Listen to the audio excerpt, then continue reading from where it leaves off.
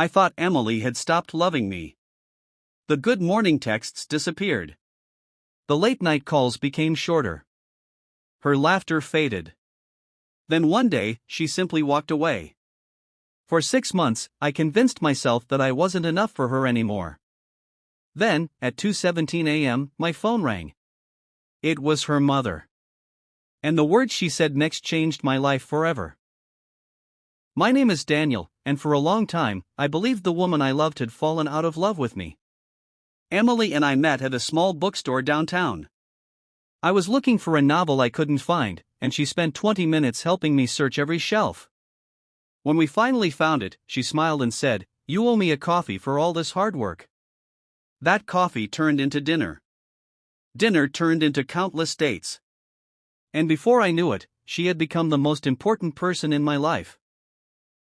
Emily was the kindest person I had ever known. She volunteered at animal shelters. She remembered birthdays nobody else remembered. She always carried extra snacks in her bag because she worried someone might be hungry. Being loved by her felt like standing in sunlight. For 3 wonderful years, life was beautiful. Then things started changing. At first, the changes were small. She stopped answering my messages right away. She canceled plans. Sometimes she seemed distracted when we talked. Whenever I asked if something was wrong, she smiled. "I'm just tired." I believed her.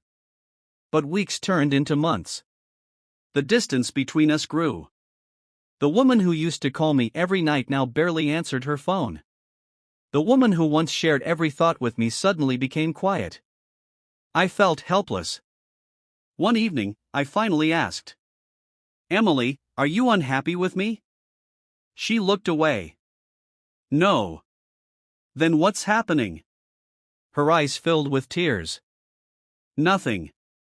I wanted to believe her. But my heart already knew something was wrong.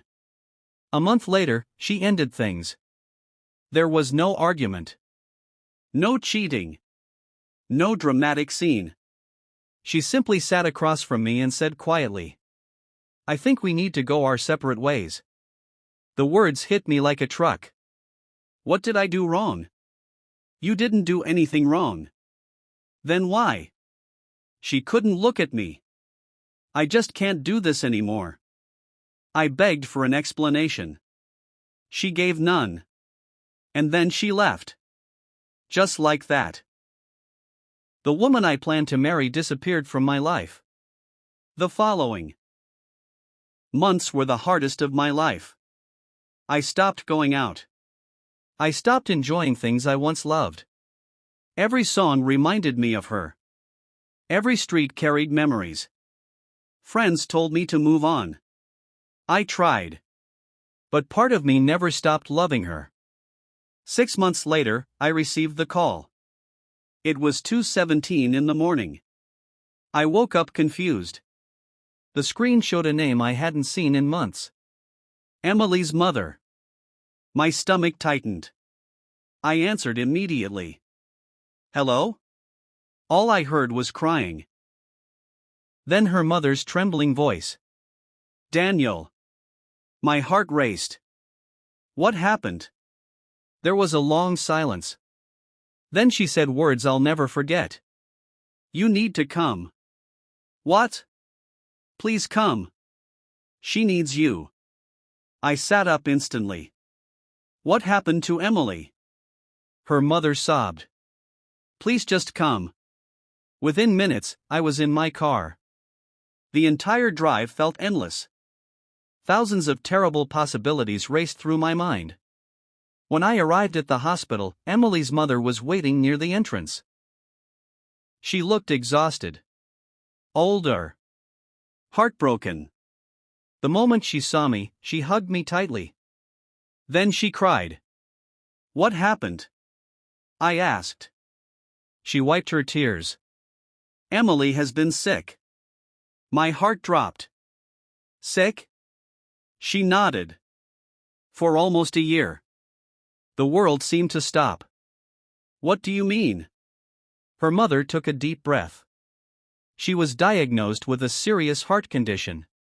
I stared at her, unable to speak. Why didn't she tell me? More tears rolled down her face. Because she didn't want you to stay out of pity. I felt like someone had punched me. Every painful memory suddenly looked different.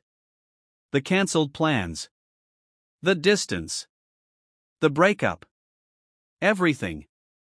She wasn't pulling away because she stopped loving me. She was suffering alone. She thought pushing you away would protect you. I couldn't believe it. The woman I loved had carried this burden by herself. And I had spent months thinking she didn't care. Her mother looked at me. She never stopped loving you, Daniel. Those words broke me. I cried harder than I had cried in years.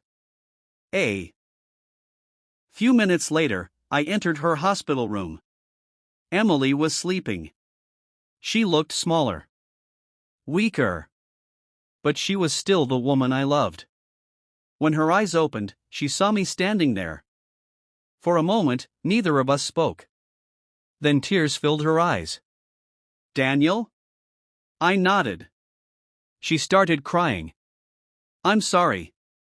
I walked to her bedside. No. She looked confused. I gently held her hand. I'm sorry. For a long time, neither of us spoke. We simply sat there holding hands. Eventually she whispered. I wanted to tell you. Then why didn't you? She stared at the blanket. Because I loved you.